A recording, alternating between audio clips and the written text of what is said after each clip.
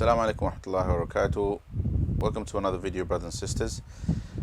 So many people will be going to university in September, young people, or your son or your daughter will be going to university in September. You know, it's the summer holidays.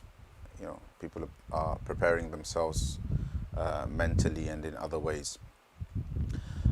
What about spiritually? What is the spiritual impact of you going to university, or your son and daughter going to university? That's something that's extremely important to think about, given that generally it is both assumed and it has also come up in studies that university is a significant factor in how kind of young people end up viewing their deen, their Iman, their spirituality. Some people, university life brings them close to deen because they end up with the right group of friends, they end up connected to the Islamic society, and many others, I would say the majority, at least based on my conversations with university Islamic societies, the majority kind of end up distanced from the deen because, let's face it, university environment isn't exactly conducive to religiosity. So I want to give you 5 things to think about as you go to university, or 5 things to think about, you know, as your son or daughter goes to university. Number 1, it's generally understood that, you know, when you go to university, you're kind of away from home, and it's a time for you to kind of mature into yourself, enjoy some social freedom, and there's a kind of massive social aspect to university life. Nothing wrong with that, I suppose that's fair enough, but it's very, very easy for that to get in the way of your studies. So when going to university, one of the most important things, in the middle of all of that excitement about, you know, this new lifestyle and how things are going to be, and etc., particularly if you're leaving home.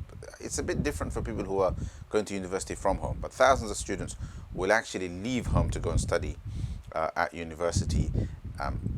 Lifestyle is suddenly completely different. You're away from what we call the shade of home, of your parents and your community. But you are going there to study, right? And to perhaps get a degree and so on. So stay focused on your studies. It's so easy to get distracted and to not achieve one's potential, to have the potential to get a first but end up with a 2-1 or, you know, something mediocre, and that affecting you for the rest of your life, right? So make the most out of it. You know, university is actually an amazing time to just study generally, not just study your course, but to study about the world. If you're in certain universities to learn about Islam, to just be more literate, to vary your reading, broaden your horizons, because they have amazing libraries, right? There's amazing resources at universities. You know, when you're at university, you have access to journals and things like that. So take advantage of that. You know, perhaps, you know, develop some good habits for life, like enjoying reading instead of social media and, I don't know, movies and binge watching TV series and things like that. So that's something to think about. Number 2 of the 5 things that you should be thinking about when you go to university is your friends and company, right? So most people will, you might have 1 or 2 people who you know from before, but mostly you'll have a new social environment, new people to kind of engage with, new friends to make, and so on. Now, as a Muslim, what kind of peers do you want to hang around with? What kind of friends do you want to have? Given that university is, and please let's not mince our words, university is an environment that is wonderful in many ways, but it is an environment that is intellectually and spiritually threatening to your Iman. If you haven't thought about that, think about that now. That is indisputable. When you go to, unless you're going to an Islamic university, obviously I'm sitting here in East London, I'm talking about universities, an university in the UK. It is intellectually and spiritually threatening to your Iman, not because that is just how it is, that because by default somehow Islam and Iman is vulnerable, but because, again, let's face it, the vast majority of people do not have the intellectual and spiritual preparation, i.e. we just don't know enough about our Islam to be resilient. We just don't. So therefore, places that expose us to all sorts of ideas and ideologies, new ways of thinking, new ways of seeing the world, new ways of thinking about reality, and so on and so forth. If we don't have a strong foundation about our own identity, which basically translates as, if I don't know enough about my deen, and or say specifically, if I don't know enough about the foundations of my deen, then my deen is going to be threatened. Not because there's something wrong with my deen, but because I just don't know enough. And we can shield ourselves and protect ourselves from that risk in spite of not knowing enough about our deen, but just having friends who value religion, who value Islam, who value Iman, who value Islamic akhlaq, who value salah, who are interested in fulfilling their fara'id and so on. And being involved with the Islamic societies, with which most universities will have, right? And if there isn't one, hey, there's a wonderful opportunity for you to set one up. All right, and put some serious leadership skills to the test. So friends is extremely important. Honestly, it's being among the wrong friend circle, like making the wrong friends. Let's put it this way: making the wrong friends is enough for a person to completely lose touch with their deen, with their Iman, and perhaps by extension also with their culture, etc., etc. And eventually with who you are. You can end up becoming a new person simply because you've ended up with a friend circle, and sometimes it's people gravitate towards people who live a life or a lifestyle that deep down we kind of aspire to. It's a separate problem, one that perhaps this video is not going to solve, but it is something that we should all think about. I am giving you 5 things to think about. This is something to think about. What kind of friends are you going to hang around with?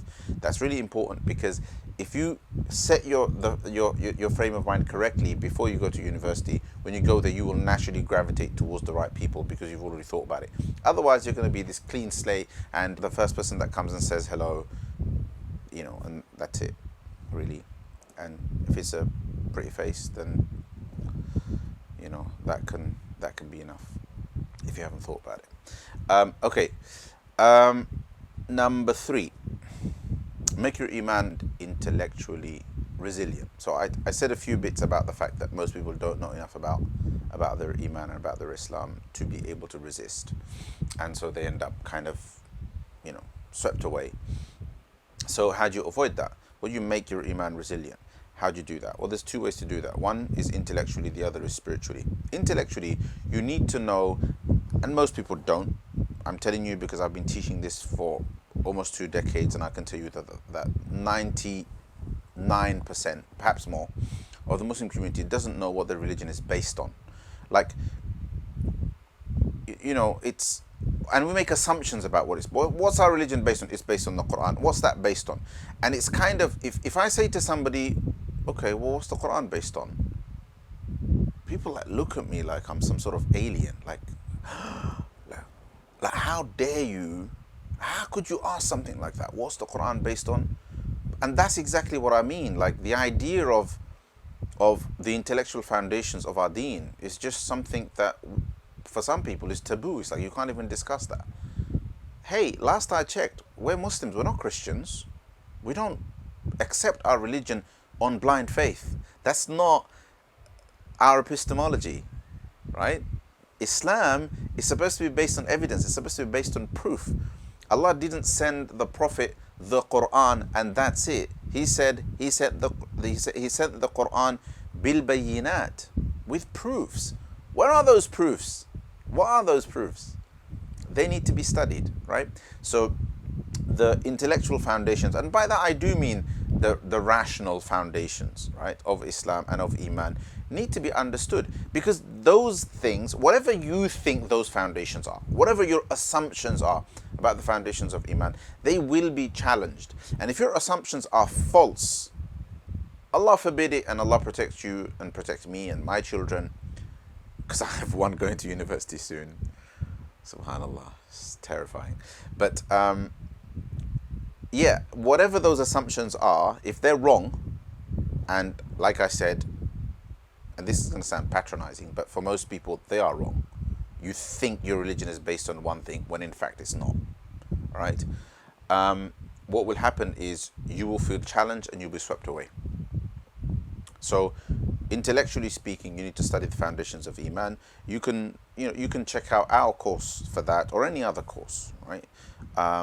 I'll, in the details of this video, I'll provide the link to our course on the foundations of Iman, called How to Protect Our Iman in Today's Climate, and perhaps one or two other resources that you can, inshallah, access if you want to study the intellectual foundations of Islam.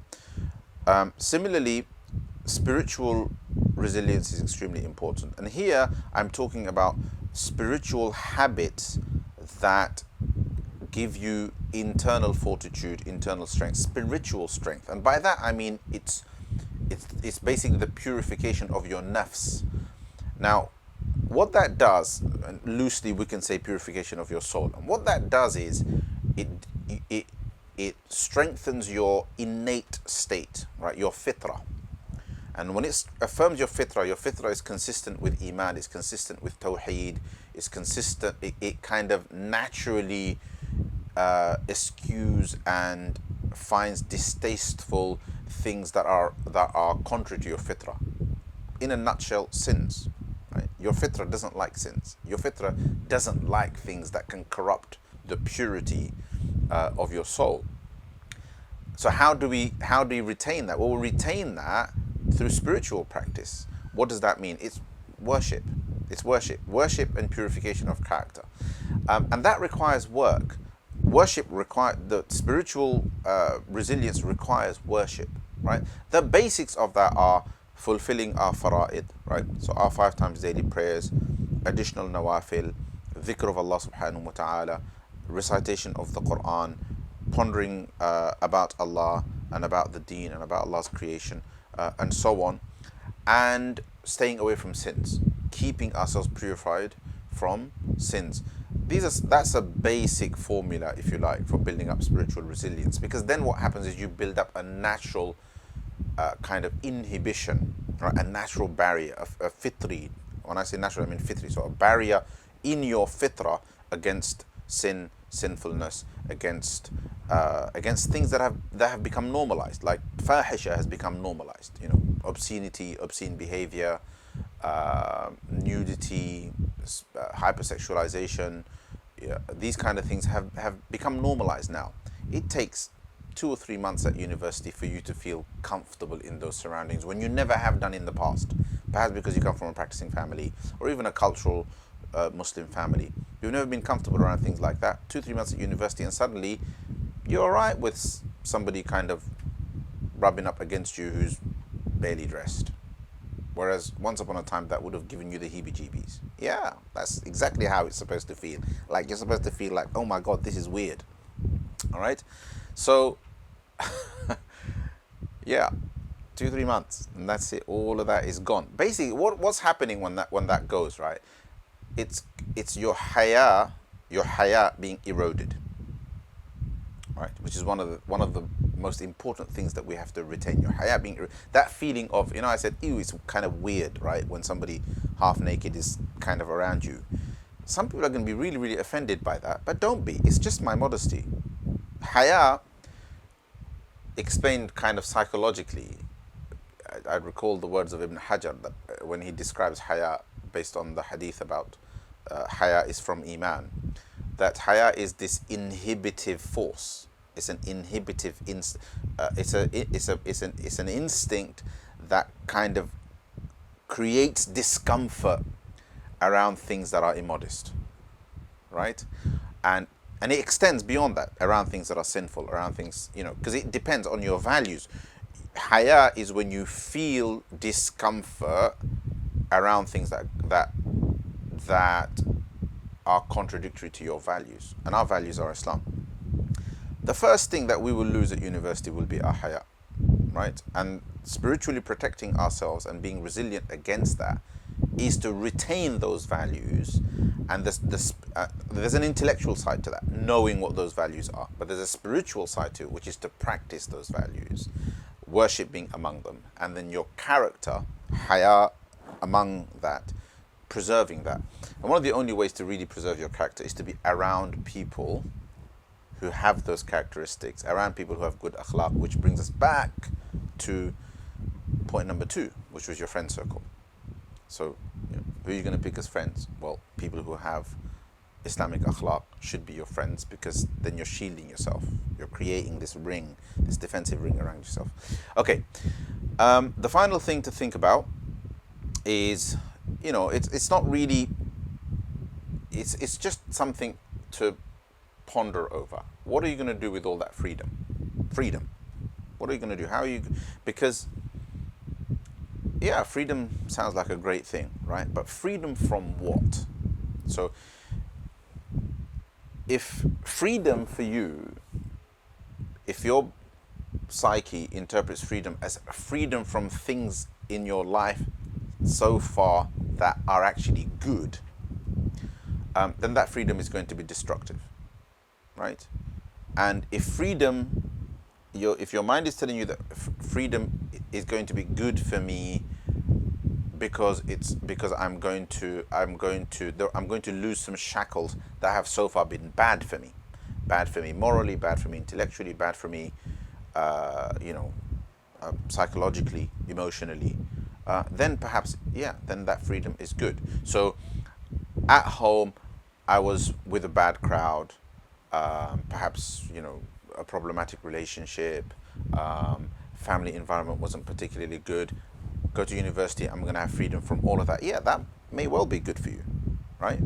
But if freedom means freedom from my local mosque environment and those judgmental elders in the masjid, and freedom from a conservative upbringing, and freedom from the expectations of relatives and family members and so on and so forth, that freedom is, my friend, going to be destructive, which probably means you need to revisit 1, 2, 3 and 4 and think about life at university and what you want out of it. I'm probably not going to convince somebody who's made their mind up that university is my emancipation from something that was really, for any other normal person, is a very, very good Islamic upbringing, but for whatever reason you've developed a dislike for it, and now university is going to be your emancipation from that. I don't think this video is going to convince you. A lot more work is needed. There's probably lots going on there. But for most of us, we do need to think about how we're going to deal with freedom. And the reason I say this is because we actually asked some people who've been through university, and they said, just when you end up in that environment and there's all that freedom, it is a big kind of, a lot of young people just don't know how to deal with it. They haven't thought about it. And if you think about it, you can deal with it with 1 to 4, right? So freedom basically means you don't have the restraints, right, of parents, family, community, and so on and so forth. Freedom might be more free time. Freedom might be just the freedom to go wherever you want in your free time, and so on, right? Freedom to make whichever friends you like, because nobody's looking over your shoulders, nobody's checking on who your friends are, and so on. And we deal with all of those, with 1, 2, 3 and 4. So think about all of that as a package, inshallah ta'ala. And may Allah subhanahu wa ta'ala protect all of us, protect you, protect our children, keep their Iman resilient and safe, inshallah ta'ala. And may university be a wonderful thing for them, as it has been for many, many Muslim youth. Many people have gone into university actually with a lot of problems and have come out a lot better because they've actually ended up with good people. But that's just often their qadr, you know. Otherwise, what you might call accidental. It wasn't by anyone's. Nobody consciously did that, right? It just happened. Let's let's consciously do it, because being conscious of where we are and what we are going to do is what gets us the reward. That's called niyyah. That's called intention, right? That's called ikhlas. So anyway, Allah subhanahu wa ta'ala protect us all. If you thought this video was useful and beneficial and of value, then please like the video, subscribe to the Mawarid Lifestyle YouTube channel, activate notifications, and share, inshallah. And check out the courses about Iman on mawaridlifestyle.com. Jazakumullah khairan. Assalamu alaikum wa rahmatullahi wa barakatuh.